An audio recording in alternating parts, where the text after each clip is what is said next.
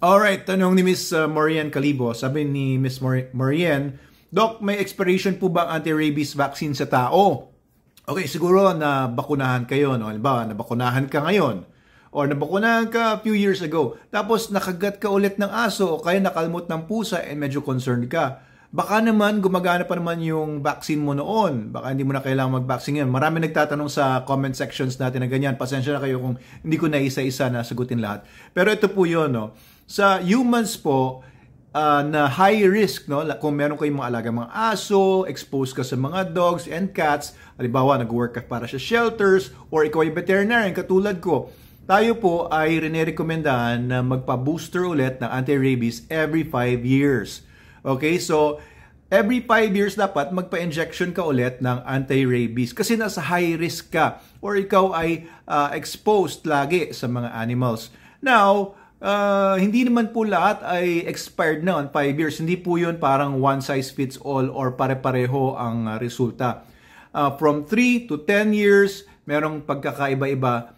May mga nawawalan na ng immunity or wala ng epekto yung in-injection sa kanya.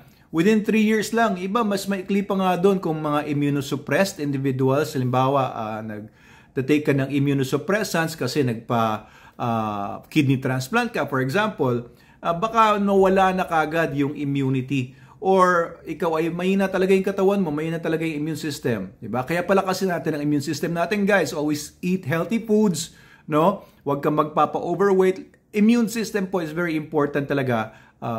Make sure na malakas ang immune system nyo para, alam niyo yon, yung panlaban natin sa iba-ibang mga sakit kagaya ng rabies ay pangmatagalan or talagang matibay tayo. Now, may mga studies naman, may isang study na nabasa ako na on the 10th year, 10 taon na nakalipas after ng booster shot niya noon, 10 years, meron pa rin na active immunity against rabies ang 97% ng mga tao na doon sa study na yun. No? So, yung anti-rabies vaccine sa tao, pwede talaga mag-extend siya after 10 years or more.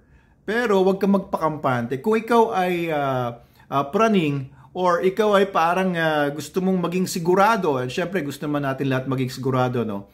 Pwede kang magpunta sa human doctor mo ulit kung ikaw ay nakagat, kahit after 1 year lang yan, or after 3 years lang yan, pumunta ka sa human doctor mo ulit and magpa-test ka dun sa levels ng antibodies mo against rabies. Pa-check ka pa rin. So, huwag tayong magpakampante kasi meron din mga tao or kahit sa mga dogs no, na in-injection na ng anti-rabies pero walang na-induce na immune response. Ibig sabihin, nagkaroon ng vaccine failure. It could be na yung vaccine ay hindi gumana dahil yung nabigay sa iyo ay expired or hindi na store ng maayos o hindi na transport ng maayos. It's very possible. It could also be possible na in-injection sa iyo and at that time talagang hindi hindi to umepekto sa katawan mo. For some reason, baka nga immunocompromised ka.